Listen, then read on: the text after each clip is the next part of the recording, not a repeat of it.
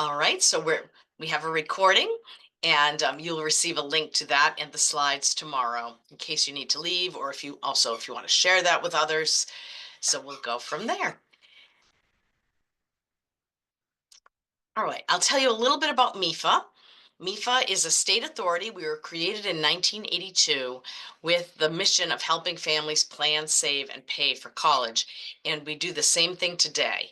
So we have savings plans. We have savings plans. You may have heard of the 529 plan, the U Fund, and we have the U Plan, prepaid tuition plan. We also have low-cost loans for families who need that type of financing outside of the financial aid offer.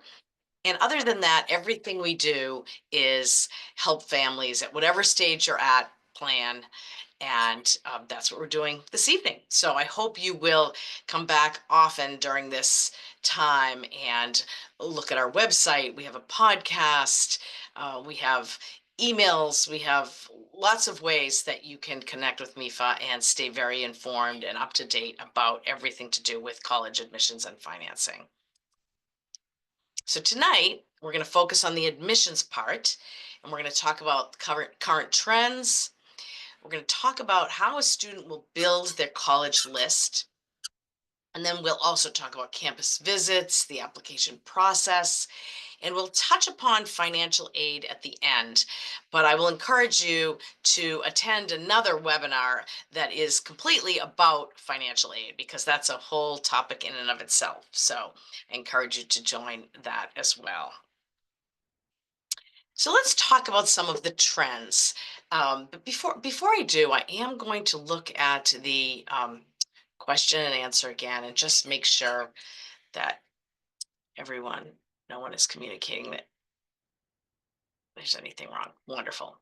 So yes, let's talk about some of those trends. So one trend is that over the years, it seems that students apply to a greater number of colleges. And we see that trend continue every year. And part of the reason for that is that college is competitive, and students really want to make sure that they have options and choices in the spring of their senior year. So you'll see that, and you may see that your students' school counselors may be encouraging them to apply to, a couple more schools than maybe they originally planned. But I would encourage students to only apply to colleges that they really want to go to. Because students are applying to a number of colleges, sometimes I see students just at a college here or there, even though they don't really think that they would like to attend. So don't waste that list. So students should really, apply to a good number of schools that they would like to attend. And then because students are applying to more colleges, though, that makes demonstrated interest a factor. And what is that? That just means that in the past, when students applied to fewer colleges, a college could count on the fact that if a student submitted an application to that college, that the student really wanted to attend that college. But now colleges know that students do add colleges to their list, and they may or may not really want to attend. And so what colleges sort of look for to try to determine that is, has the student really demonstrated any interest besides just submitting an application? Have they attended an information center session? Have they visited the college? Have they called us and asked some questions? Have they interacted with us on social media? So it's a good idea for students to connect with a college that they're interested in and that they're applying to. Some colleges won't pay any attention to that demonstrated interest, but others will. Another trend is that social media is now a great way for students to connect to colleges. They can learn a lot about what colleges are posting on their social media accounts. It's really a nice connector. So that's a positive. But one thing to just be wary of is that colleges can look at student social media profiles as well. So it's a good idea for students to have those profiles be such that they would be happy to have a future employer or future college, all of that, see their social media profile online. Cost continues to be a very big factor. And in some ways, that's a good thing. When a student and a family are deciding on a college for a student, there are going to be lots of ways that decision is going to be made. But cost should be a factor because you want to make sure you choose an affordable college as well as one that meets all of your other needs. During the pandemic, colleges really changed the way they do business. And instead of having students come and visit college, they had online virtual tours and information sessions and more ways to interact virtually. And then they kept them. So that's really nice for students in that you'll see I'm still going to encourage students to, go visit a campus or interact in many ways with people on a college campus, but they can also do a lot virtually, which is very, very helpful, especially if students are interested in colleges that aren't close by where they live. There are more test optional colleges, meaning that many colleges don't require a standardized test like the SAT or ACT. So students should be aware of that. And because of that, that has made uh, more applications come in to test optional schools, resulting in more selectivity. So that's why students should know this process is competitive. Colleges are selective. A nice reason to put together that nice list so that they will be left with options and choices. And sometimes that even means longer wait lists, and we'll talk about what that means. So if I can encourage a few things, the first would be to stay organized with this process and find a system that works for you. MEFA has an application manager that you can download and use, but you can also just set up a simple spreadsheet or something in your phone or however you like to organize things. And I know students have all kinds of ways to do that, but it's a really good idea to keep track of all of the colleges you're interested in and what their admissions deadlines are, financial aid deadlines, do they require a standardized test, any notes. You think you're going to remember everything, but this process can get a little bit overwhelming. So make sure you stay organized with it and you don't want to miss any deadlines. But the fun part can be this beginning stage where you as the student can really begin to research different colleges. And actually, a good place to start sometimes is right online before you really get out there and visit college campuses. And here are some websites: College Navigator and College Scorecard, as well as Big Future from the College Board and MEFA Pathway from MEFA. Ways that you can go in and put in information about who you, the student, are, and then it will scan through a list and present to you colleges that meet what you are saying you would like. I would like to go to college in Massachusetts. I would like to go to college in New England. I would like to look at colleges all over the whole country. I'm interested in engineering. I am hoping to play soccer. All of these things you can put into these searches and then start to review colleges that may be a good match for you.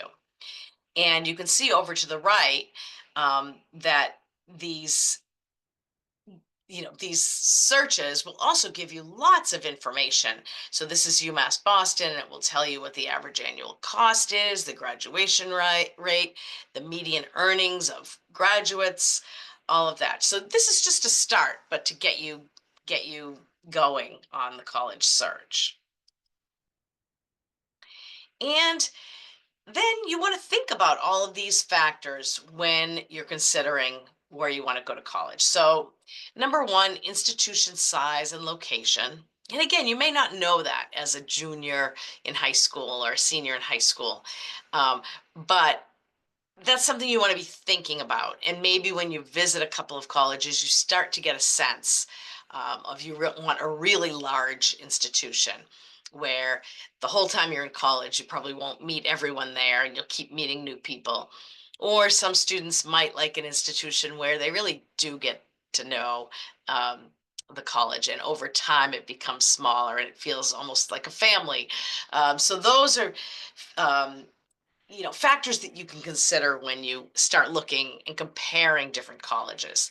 And do you want to be in a city? Do you want to be in a more rural area? Those are things that you can get from asking a lot of questions and visiting a campus. Above all, you want to have a good academic fit. And what does that mean? That means you want to go to college probably with students who study like you do and who get the type of grades that you do.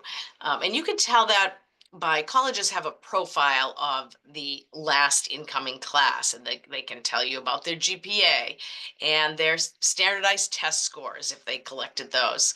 And you can get a sense also from visiting campus, talking to students on the campus about how will you fit in academically. Of course, you want to challenge yourself, but you want to be successful too. So you want to make sure you're a good academic fit. And you definitely want to make sure that the college has your intended major. So if you want to be an engineer, you need to make sure that the college has an engineering program. Many students don't have an intended major and go into college with an open mind, and that's fine. And you can do that. You have more choices that way. But if you do have an intended major, nursing, um, theater, then you really want to look at those specific programs. You also want to think about maybe your learning style and how that's worked for you in high school. And that can kind of sometimes even play into institution size. Do you like to be in a setting where maybe you'd be in a large lecture and you'd take it all in, take notes, and go home to your room and study? Is that maybe what works for you? Or do you like to be in a small classroom where there's conversation among 10 to 15 students every class? You might know some of that from high school. So those are things you can find out by getting to know colleges a little bit better. And then you want to think about the campus culture. Is it a college that has a huge athletic program? Is there a football game every Saturday in the fall? And do you love that? Do you love that the whole student body comes out and really supports that? Or would you like to be at a college where you can go hiking because it's, in an area where there's a lot of that available? Or would you like other arts? Do you want a place where there's a lot of music, maybe in a certain city or town? So think about that campus culture and again, ask questions of current students. And then most colleges, I've visited so many colleges, and most colleges have a wide range of activities, have study abroad programs, have career and internship services. So you're going to find those most places. But if you have special interests in any certain activities, or if you know you want to study abroad, um, yeah, look into those and ask questions about those on campuses too.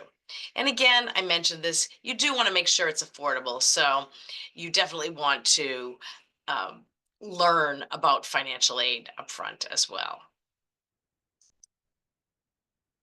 So anyone can visit a college campus at any time, and we really encourage students and parents to go and visit campuses, go to a sporting event, go to a theater production, a dance production, um, a, a musical production. Walk around a campus, see what the students seem happy. Are they having fun? That's a really good way just to begin to think about college. But once you get to be a junior in high school, you really should go on some formal visits. And that means by formal, letting the admissions office know that you're there. You can usually sign up online on the admissions website or call. And when you're there, you probably want to take a tour or attend an information session and learn as much as you can. During a tour, they're going to take you to the dining hall. They're going to take you to see maybe a dorm. They'll take you to some classrooms. And you will, once you begin to do that from one college to the next, you'll really begin to start to see what you like about some schools better than others. And that's really, that can be really fun. I'm gonna look at the Q&A.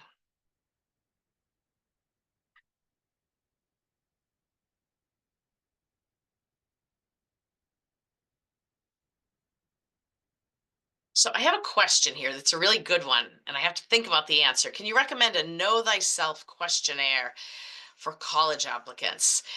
Um, I have to think about that, and I will see what I can find and maybe send it out when I send the follow-up. But one thing I would say is um, for students to think about what they are like as a student. What classes do they like best? Why do they like those classes? What do they like to read? What activities do they like to do with their friends? Um, and then I'm going to show you a list of essay questions or essay prompts in a little bit. And those might get students thinking as well, because that exercise of knowing thyself is really important. So I'm glad you brought that up.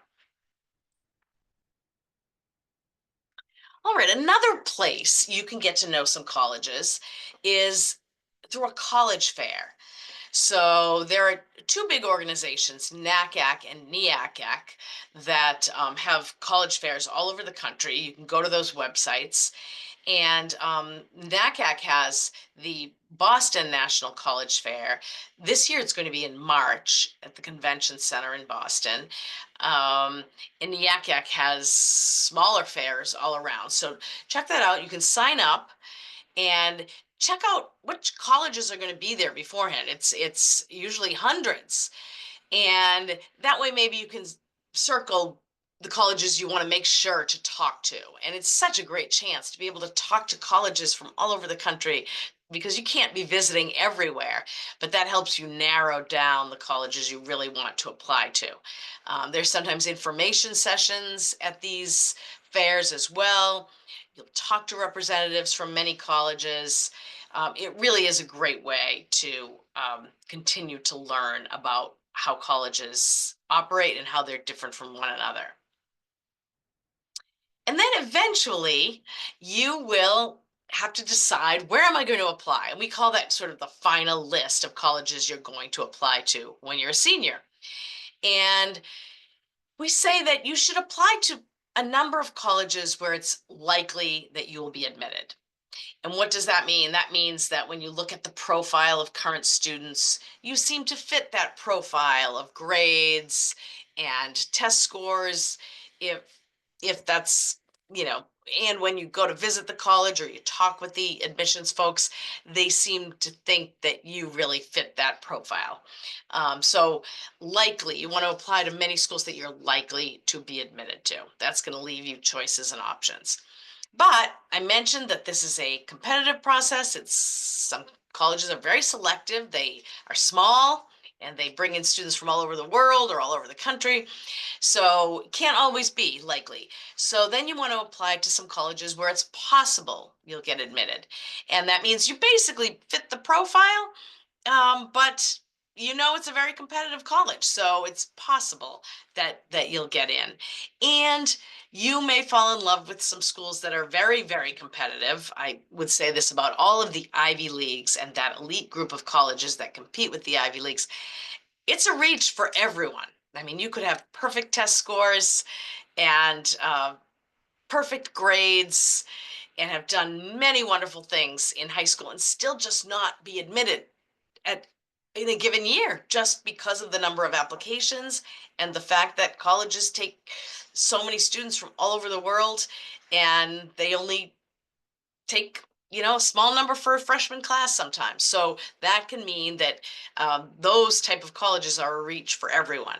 But you should still, if you really love a college that is one of those very demanding colleges, you should still apply, but just make sure you have the likely and the possible colleges on your list as well. And let's talk about the different college application types. So regular decision, that means that usually your college application is due in early January. The college will let you know an admissions decision in March or April. And then on May 1st, that's National College Decision Day, you have to let the college know that I'm going to come here, I'm not going to come here. That's the day you let people know. However, many colleges now have early admissions programs too. And the first type is early action.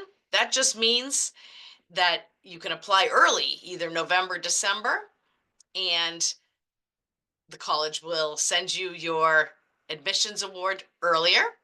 And then you still don't have to let them know until May 1st if you're for sure coming or not. But there's something also called early decision. And those are early decisions. You send in your applications November or December, and the college will let you know soon after that, maybe sometimes in December, January. But that's special. That's a binding agreement. When you apply early decision to a college, what you're saying to that college is, if you admit me, I will attend. You're sort of making a promise up front. So what I would say has to be in place to apply early decision is that you have to know far and above this one college is your favorite above all the others. And if you are admitted, you will attend. And that means you're promising to withdraw all of your other applications if you're admitted to that college. And so what that also means is you don't get to hear back from the other colleges about their admissions decisions or about their financial aid. So that's tricky. So you really have to know if you are applying early decision, yes, I want to go here. And yes, I've done the research. I've talked to people in the financial aid office. I've done some calculators, and I believe to the best of what I can find out right now that we can afford this. So early decision is a little tricky. The positive of early decision can be that demonstrated interest I talked about. When you're saying that to a college, they know you're interested. And when you're saying you want to apply early decision. So that can be helpful on the admissions side, but you really are not going to be able to compare financial aid offers among all of the institutions. And then there's rolling admission. And that just means a college opens up the admissions process and you can apply anytime between November and May. I would say if you know you're going to apply to that college, apply the earlier the better, just also for financial aid purposes. Just if they have institutional monies that they're awarding that could run out at some point. So that's what I would say about rolling admissions. And then open admission, that's, for example, like the community college system. So the community colleges admit most students from most programs anytime. It doesn't mean all programs. There still are some programs, such as nursing, I know is one that comes to mind, that they have limited slots. And so it doesn't mean that every student can get into a nursing program at a community college. But most students can get into most programs all the time. And so that is great. One other caveat I'll say is now that community college is free, tuition and fees free in Massachusetts for everyone, which is wonderful. There are more students going to community college. So I don't know if that will mean at some point that, students will have a harder time getting into certain programs. But for now, what I said is still correct, but just know that more and more students are applying to community colleges because of that wonderful financial benefit.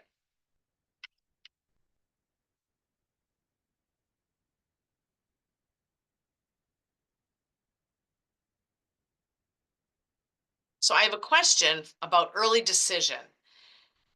Could college deny me later, even when I inform them that I'm interested? I guess I don't.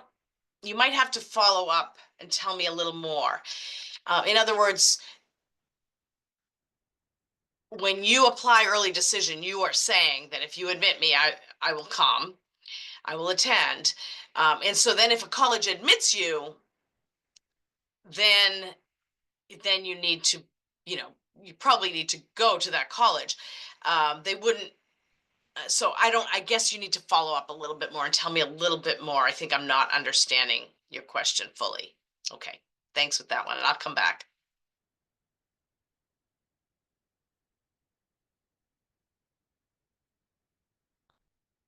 All right. And then colleges, you will go to the admissions part of the college website. And on that college website, they will tell you what you need to do for admissions. And they will tell you this is the application form we use. And many times that's going to be the Common App. That's a very common college application. And that's, you fill that out once and then you send it to all of the different colleges. So that's a nice benefit that you can do. The same is with the Universal College app. You can fill that out once and send it to the colleges that take that application. Then there's something called the Coalition app. Similar. Sometimes colleges might take two different types. You could choose. So those are three of the common type of applications that you can then send to many colleges at once, which is helpful because you're only filling out the application once. Some colleges will just use an application that's on their website.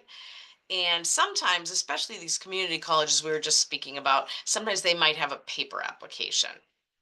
The Common App opens on August 1st, so you can start going in and completing that, and I think some of the others too, as early as August, but then you make sure you send it to the colleges by their admissions deadline. And then here are some of the other components to an application. So, and it might this varies from college to college, and that's why you want to keep that organized spreadsheet. So they're all going to have some type of application form, like the ones we just mentioned. They're all going to ask for your high school transcript. Super important. If they require a standardized test, they will ask for your test scores. But again, we mentioned many are test optional or test blind these days, so you won't need to send that to all colleges. Many will ask for letters of recommendation between 1 and 3. Many will ask for an activity list or a resume. And for example, on the Common App, they ask you to put all of your activities in there. So that's one nice way that goes to all of the colleges. Many ask for a personal essay. And then the last three, very few colleges ask for the last three. The next one is an interview. Now, some colleges ask for an interview, and if a college asks for an interview, then you need to do that interview. But many colleges don't do interviews, so you won't see that with every college. And then, say an audition or portfolio, that's usually when you're applying to a specialized type of a program, like a music program or an art and design program. So you won't see that always. So what are colleges looking for when they're going to admit you? So the first thing they're looking for is rigor. They're looking at, are you ready to come to this college and be successful? I mean, that's the most important thing that they want. They want to see that you're going to come to the college and you are going to succeed. You're going to do well. You can handle the work at the college and you're going to really thrive there and have a wonderful experience. So that's why they're very focused on your academics. They want to make sure that your high school curriculum was rigorous enough that it prepared you. So that's key. And one question we get really often is, would a college rather see that a student took a more challenging class, an honors class, an AP class, and receive a B, or take a college prep level class and receive an A?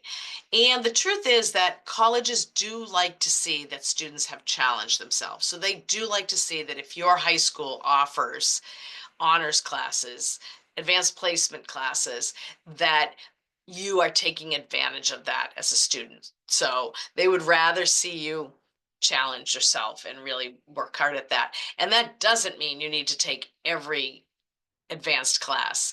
But it's nice, especially if you're interested in a certain subject, if you're able to take some of those advanced classes in the subjects you're interested in. So colleges like to see that, but they also want you to have a successful high school experience as well. They also like to see improvement over time, knowing that sometimes high school is a big transition. If you get a bad grade as a freshman, but you show a lot of improvement, you don't have to, really worry about that freshman year, not so great grade. They do like to see you exceeding minimum requirements, and they like to see that you get decent grades in those subjects that are relevant to your possible college plan. If you would like to be in biology in college, how did you do in your biology classes in high school? And just know that there is a sliding scale for Massachusetts public colleges and universities. You can Google that and you can see what you need to have for grades to get into, say, UMass Amherst, the other four-year universities, all of that. And sometimes that can be balanced out by standardized test scores. So we've talked a lot. I'm just going to check on the Q&A.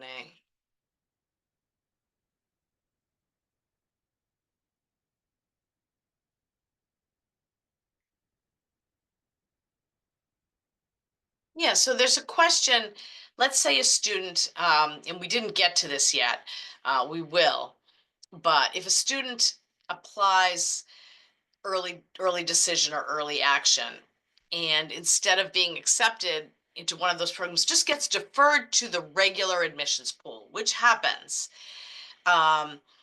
What can a student do to show their interest in the college? I mean, the fact that they were not denied in one of those programs is a great thing.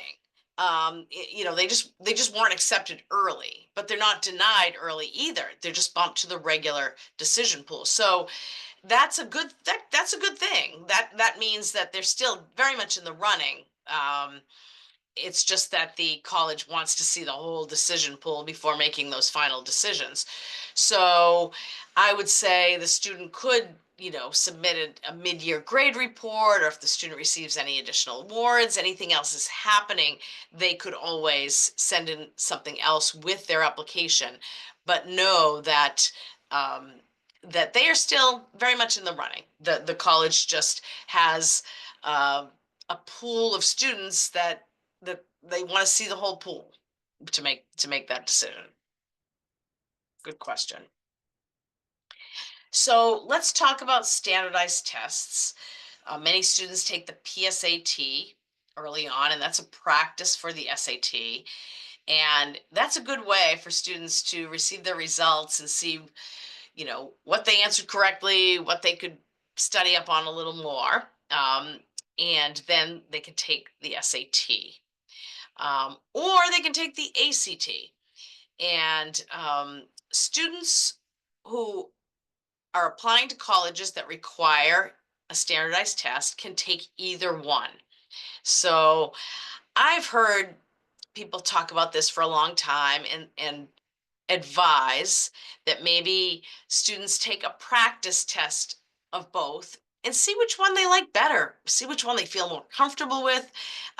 They're just a little different. And it really comes down to the individual student and which one they like better, which one they feel like they were more successful at, and then study for that one.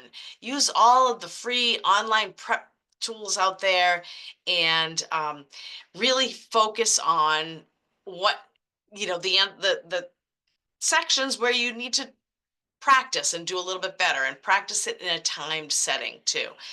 And then you can decide whether to send the scores if it's a test optional school. So if it's a required test school, they have to send those scores. And if it's a test optional school, you only want to send your scores if you think that's going to boost your application. And then Fair Test provides a list of over 2,000 test optional schools. Then I mentioned colleges will probably ask for an activity list and a resume. And, this doesn't have to be super long. It doesn't have to include everything. Students don't have to join extracurricular activities just to add them to a list. Colleges are more interested in seeing what the student does outside of academics, and that the student is involved in a few activities. Now, that could be extracurricular activities like sports or music, or it could be a job. It could be helping out the family. It could be community service.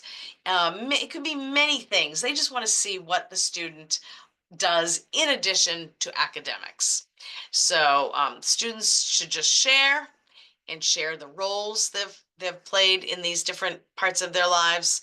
And colleges just want to see how that student's going to fit into the campus. And then the essay. So this is the part of the application that really the student has a lot of control over.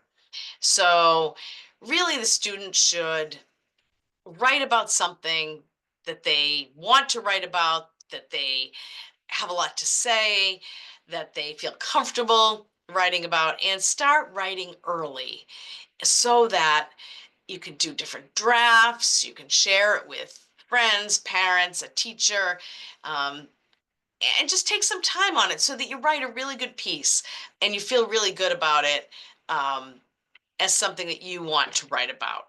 Of course, things like you know plagiarism is taken seriously. Don't do that. You want to have no typing, spelling errors, all of that. You want it to be well written. But the most important thing is that you're writing about something you feel passionate about, because I've heard from admissions folks that if you read your essay out loud to yourself and you enjoy reading it, it makes you smile, it makes you laugh, you're interested in it, that's probably how the admissions counselor is going to feel at the other end. If you're reading it and you're bored and it doesn't really, I don't know, you're not connecting to what you're writing, the admissions person is probably going to feel that too. So now here are the prompts. This isn't that students have to write about any of these, but if a student reads through these prompts, this gets them thinking about themselves. So I'll just pick a couple. Reflect on a time when you questioned or challenged a belief or idea. What prompted your thinking and what was the outcome? If a student sat down and really thought about that, they're going to learn something about themselves. Or how about describe a topic, idea, or concept you find so engaging that it makes you lose all track of time. Why does it captivate you? What or who do you turn to when you want to learn more? So these are great questions that a student can use to just, as one of the people said early on, know thyself, think about yourself up front, and start writing on some of these and see what sticks. What essay do you like writing about the most? And what's really sharing something personal about you, the student. I've heard that sometimes students will, write all about their grandmother or something, which is wonderful, but you really want it to be about you and your relationship to your grandmother, and it has to say something about you. You want to be able to share this other piece of you with the college that they can't see from your grades or your test scores.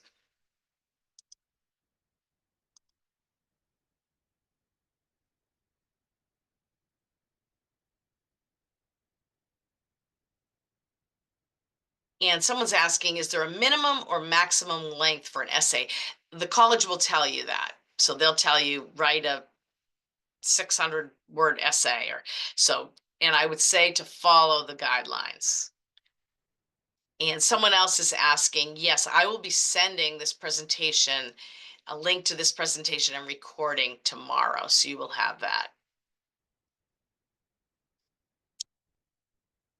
Right. And then colleges will also ask often for letters of recommendation. And they may ask for one or two or three, and I would say follow those guidelines as well too, because if they ask for two and you send four, they're probably going to read two, but you don't get to choose the two that they're going to read. So if you really want them to read two, then send the two. So that's what colleges tell me. They read two if they ask for two. Um, so they really want adults who know you well and can offer some perspective on who you are as a student. So Sometimes the guidelines I hear are junior year teachers in one of your 5 core subjects: math, English, science, history, foreign language. That's kind of ideal, but it's the other thing that's equally important is a teacher who really knows you well and can speak about you and speak about your strengths as a student. So if it happens to be a coach, or it happens to be a senior year teacher who's only had you for half the year, you can be flexible with some of those. Those are just meant as guidelines, but again, that junior year 5 core subjects teacher who knows you well are your best bets. Ask your teachers early. The schools, your high school probably has a process. Maybe in April of uh, junior year, there's a form and you can send that to your teacher. Find out what that process is and use that process, and make sure you thank your teacher after they're writing it as well. And then interviews, I mentioned less common.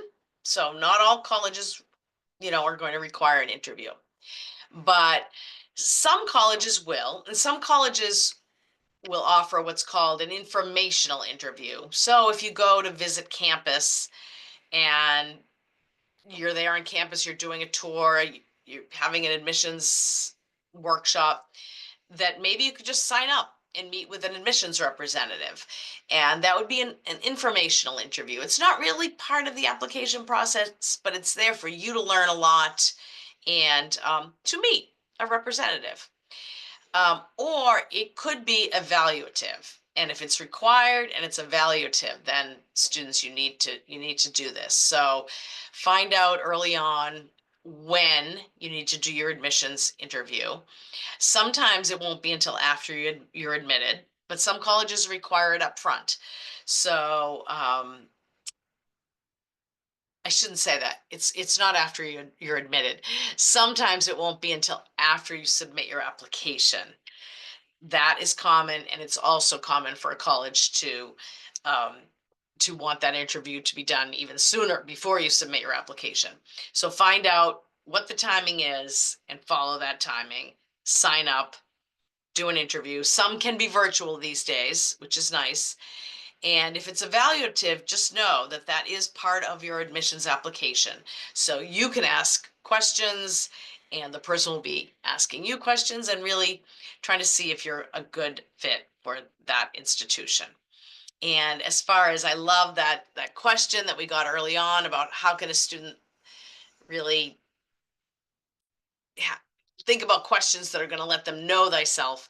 Um, Really, a student should take some time. They should know the college that they're applying to pretty well. You wouldn't want to go in and ask a question that, you could find out on the front page of the website. Um, and you want to know, think about yourself. And again, think about the classes you like the best, the teachers you like the best. Why is that? And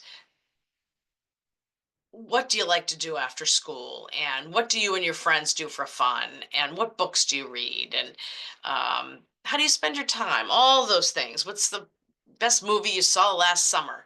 um, these admissions folks are just going to want to have a good conversation with you, but you want to have some of that information about yourself at the ready. And other than that, you really do want to relax and be yourself, because these admissions folks love talking to 17, 18-year-old students. And, so try to relax and be yourself. All right, so now we'll talk about the admissions decision. So we talked about the fact that you'll put in these applications and you'll get a decision back. And hopefully you get back admitted, which is wonderful. Although there is a little piece here, which I'm seeing more and more. Sometimes you will get an admissions letter and it will say you're admitted, but you're admitted starting in January, not in September. So then you'll have to consider if that's okay with you. I've seen that more and more these days. Or you might get that decision, if you apply early, you're deferred to the regular pool. So I see that a lot as well. Or you might be denied. And let me just say, that means you're not accepted. And that is really hard to take because that, just it feels bad, but truly, truly shouldn't. The truth is, this process, each college has their own strategy for admissions each year, and they want to bring in students from, again, all over the world, all over the country. They need to have biology majors and students who are going to go on and be go to business school afterwards. And they need nurses and doctors and um, students who can be in the theater program and in the band. So they have to craft a class, and each year that's very challenging to do. And some of the smaller schools might only be admitting 500 students total from all over. So if you get denied, please know it's part of the admissions process. You'll probably receive, a few denials, and please don't take it personally. Just know that's part of this, and you'll receive admissions letters too. Or you could be waitlisted, and that means you're not accepted. You're on the wait list. And then you'll have some other decisions to make. So the issue if you're waitlisted is that some waitlists are very long. And what it means is that you totally have the grades and everything. You'd be a good fit for that institution. That institution just cannot take all of the eligible students for all of the reasons I've just described. So there's no guarantee you're going to get off the wait list.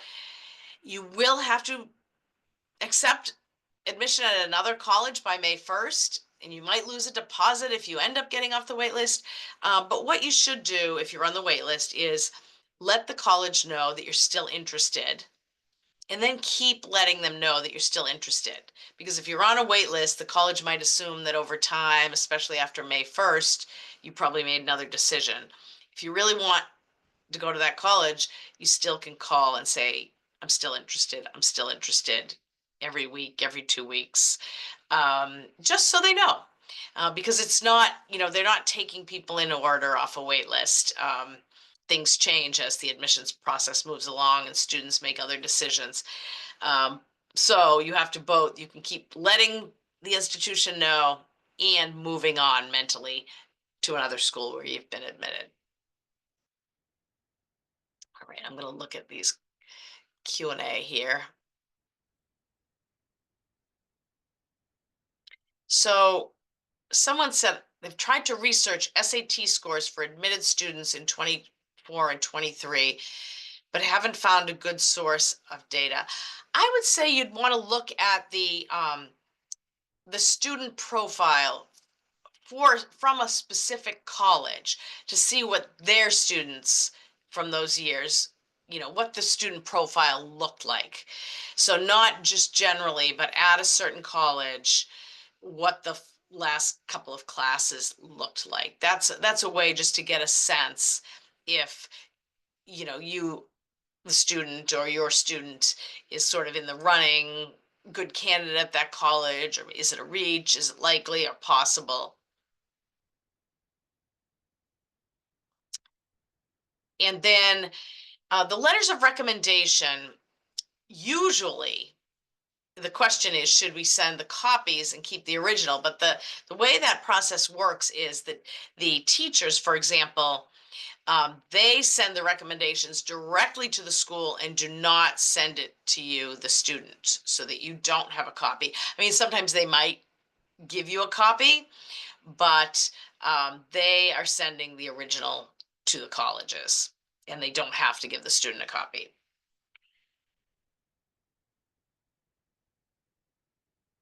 Yeah, so someone's asking another question I receive all the time. Since students are applying to a larger number of schools, how many? And I think the average has been something like 7. But I do see students especially in areas that we're in here in Massachusetts, where colleges, there are many of those very competitive institutions. And if a student is applying to many of those very competitive selective institutions, usually their school counselor will encourage them to apply to a few more, just because if you're applying to 3 Ivy Leagues or an Ivy League and a couple of other schools that are just as competitive, those are reaches for a lot of students. So you just want to make sure you have enough likely and possible schools on your list. Um, so again, I think the average nationwide is 7, but if you're applying to a lot of competitive schools, you probably want to apply to a few more.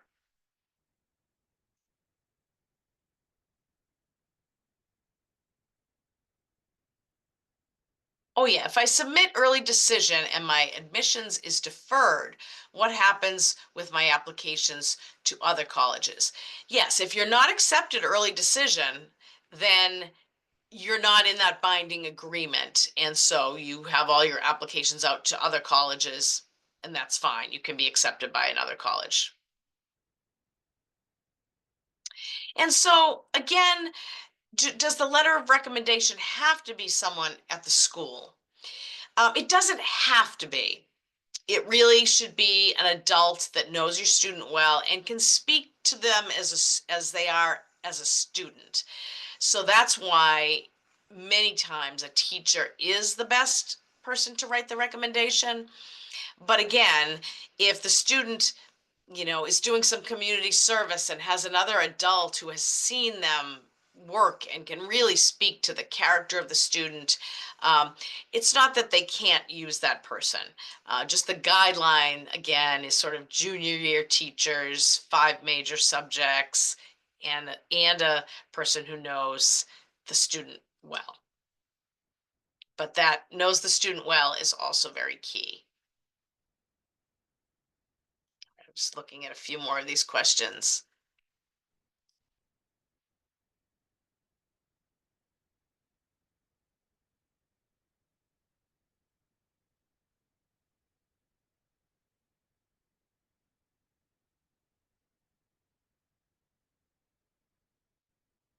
And yes, can one letter of recommendation be used for multiple colleges? Absolutely.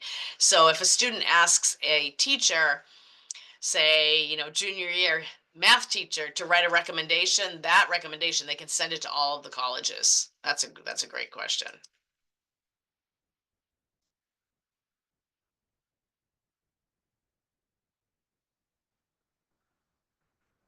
Okay. So I'm going to move from the admissions piece, and I'm just going to touch upon a, a few things in the financial aid world. But again, I'm going to encourage you that you should, I would encourage you all to attend a full webinar about financial aid, because there's a lot of details of information, okay?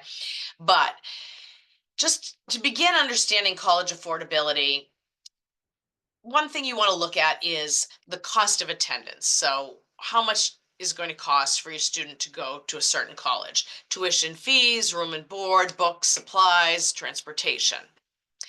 Um, and but we're going to have a caveat with that, where I want you to learn about financial aid. So what's even more important than the cost of attendance is how much you're going to be expected to pay. Okay, but I'll say that. Um, Another really important piece to know is what financial aid applications are required and when. So you're going to find out what's required for admissions, what's required for financial aid. How does the college do financial aid? Do they have financial aid based on financial need, based on merit, both? So you'll find that out. And you can find that out again on the financial aid website portion of a college's website. And I'll show you where you can start to look for private scholarships as well. All right, so one way you can learn a little bit about how much financial aid you might be able to receive is that every college has something called a net price calculator. And if you type net price calculator into the search bar on a college website, You will get the calculator and you put in information as you will at some point on a financial aid form, and it will ask a lot of questions. And then it will sort of say, okay, an estimate of the financial aid that your student could receive from this college is this. So it will really let you have a sense. So for example, if you're trying to decide, can we apply early decision? I need to make sure I can afford it.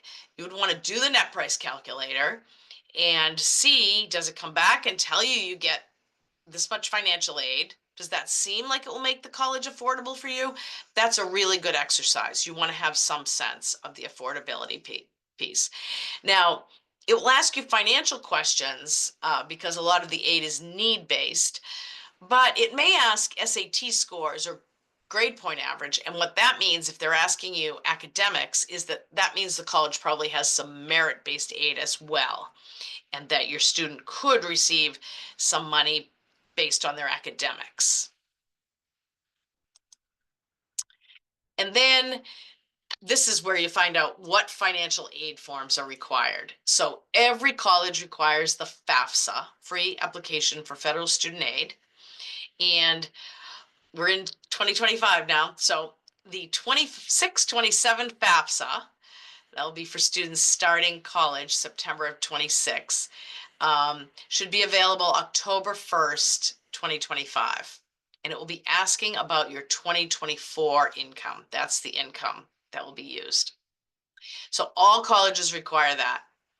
And some colleges require an additional form called the CSS profile of the College Board. About 200 colleges require that. And that also will be available October 1st, also asking about your 2024 income. So find out from every college, do they need just the FAFSA or do they need the FAFSA and the CSS profile? Some also might have a college-specific financial aid application right on their website. So check that out too, because that might be for a certain scholarship or something, and you just want to make sure you complete that if that's available. And I want to point out that a lot has changed of late with Massachusetts public institutions. There are some really great programs.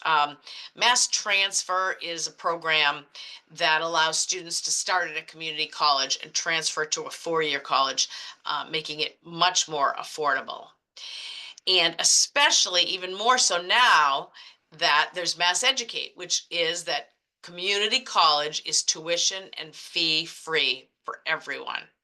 So that's amazing. That's just huge here in Massachusetts. And in addition to that, it doesn't say it here, but this is another caveat. The state also has more financial aid than they've had in decades for students at the four-year colleges and universities as well. The Bridgewater State University, Framingham State University, Westfield State University. There is something called Mass Grant Plus, and it's been expanded. So, families who are sort of low to middle income, and middle income being maybe in the $75,000 range, can actually possibly go to a four-year institution, tuition and fee free as well. So again, no certain income. Everyone's eligible for free community college, but some low and middle income families may be eligible for tuition and fee free four-year institutions as well. And then there's something called tuition break, which allows students to sometimes cross state lines, go to a public institution in a neighboring state, and pay in-state Massachusetts colleges. So you can check that out.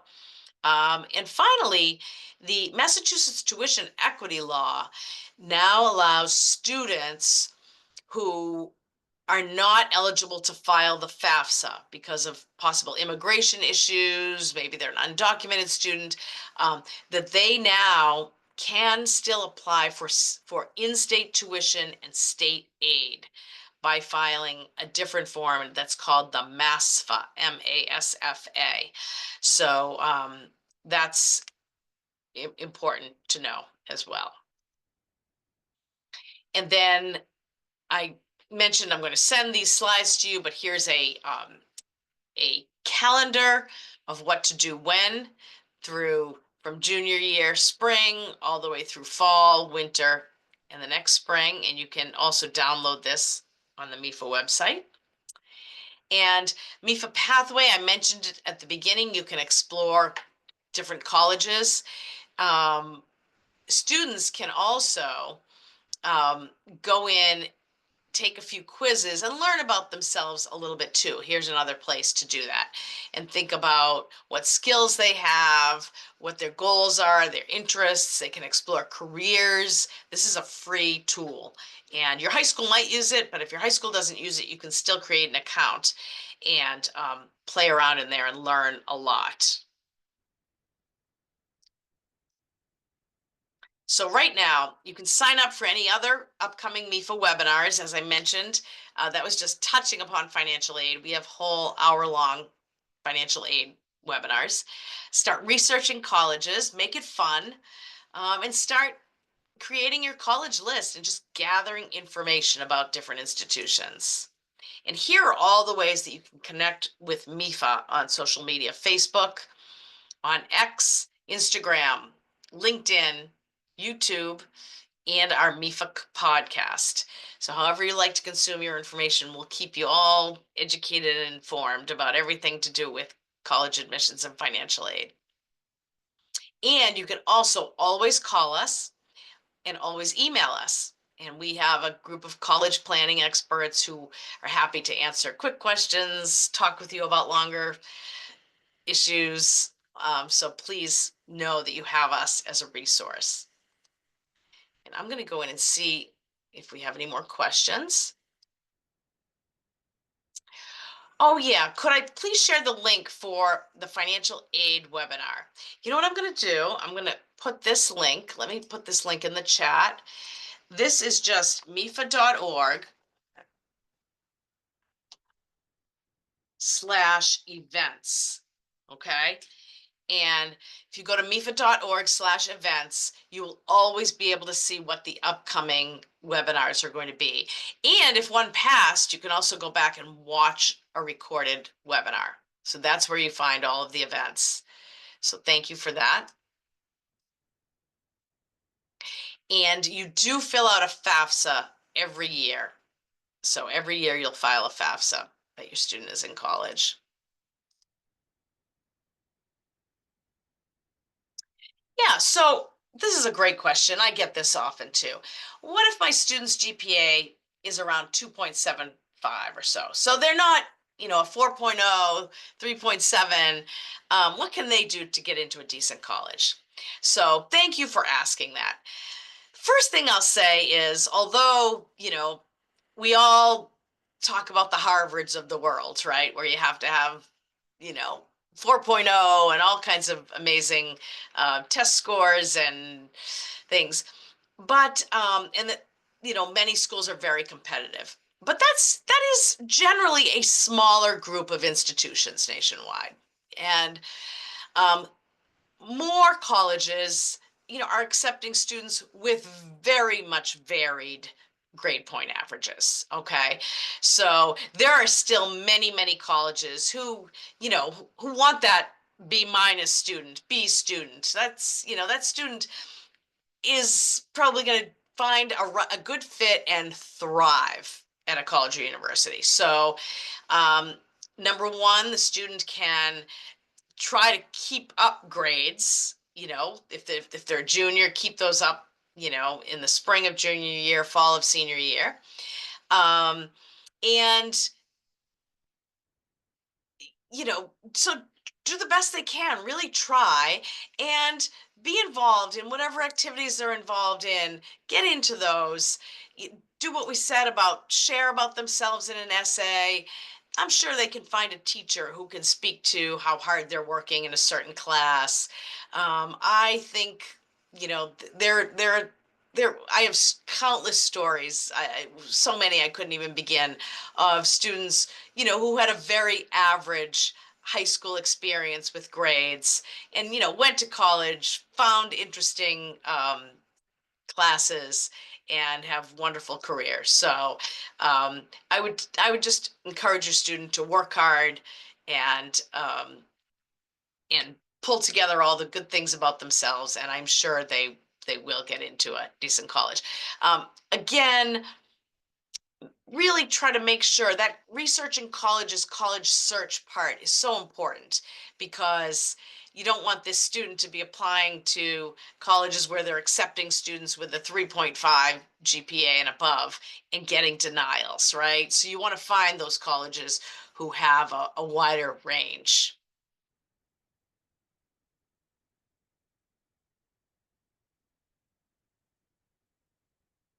Yeah, and someone's asking when colleges ask about income.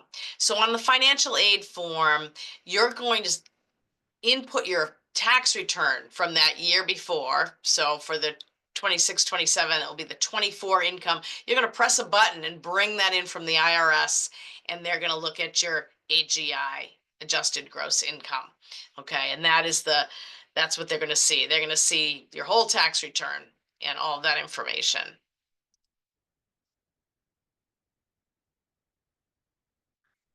And do colleges look at an admitted student's grades after they have been accepted? They do. They sometimes ask students to submit that senior year spring grade update. So we just encourage students to, not as soon as they submit that application, they shouldn't just goof off. They need to continue to do well all through their senior year. And, most of the time, students continue to be admitted, but there have been situations, I think, where a student has really fallen off and a college has the right to withdraw admission. So just make sure you encourage your student. No senior slump.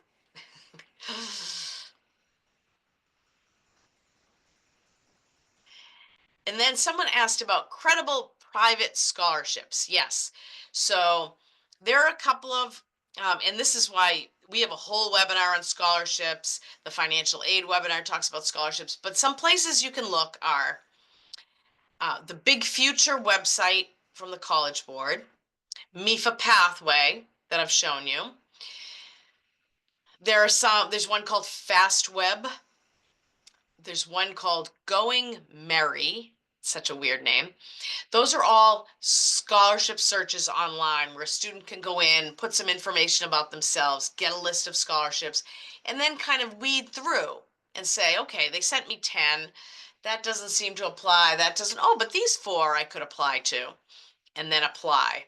So that they can just begin now sort of trying to weed out and find a list of scholarships that they want to apply to. But use these free scholarship searches. Don't pay money for these scholarship searches. And no one can promise you they can find you a scholarship. So use some free searches and then look closer to home. Your high school may have some scholarships. Your town may have some scholarships. Your employer may have some scholarships.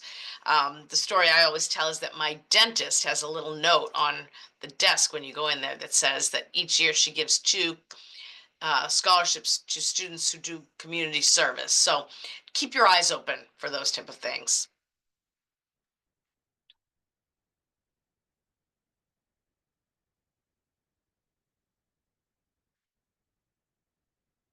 So, okay, so this student is asking about SAT optional.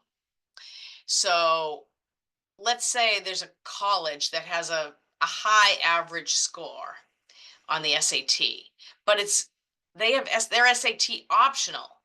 So yes, what that means is of the students who submit the test, they're getting that high score. And as I mentioned, if your score isn't as high as that, you probably don't want to submit it, because you only want to submit your score when it's going to add to your application. And so yes, those numbers do look inflated because students who score lower than that aren't submitting their tests to a test optional college, if that makes sense. So I think what you're suggesting here of why those scores are so high and is right, is students are choosing whether or not they're going to submit their score, and so naturally when you see those scores they're going to look inflated because it's only the students who have the higher scores who submitted them. So, yeah.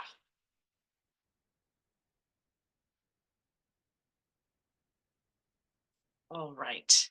I don't see any more questions. Let's see. Okay. I will stop that share. I'll give one moment to see if there are any more questions. Thank you for helping me with my volume and my new computer. And I guess if there are no more questions, I'll just say thank you for being here with me this evening. And please do stay in touch with MEFA, attend some more webinars. Know that you can reach out anytime in whatever way works for you through social media or through the phone or email. And I wish you good luck on this journey and try to keep it fun. All right. Thanks. Bye-bye.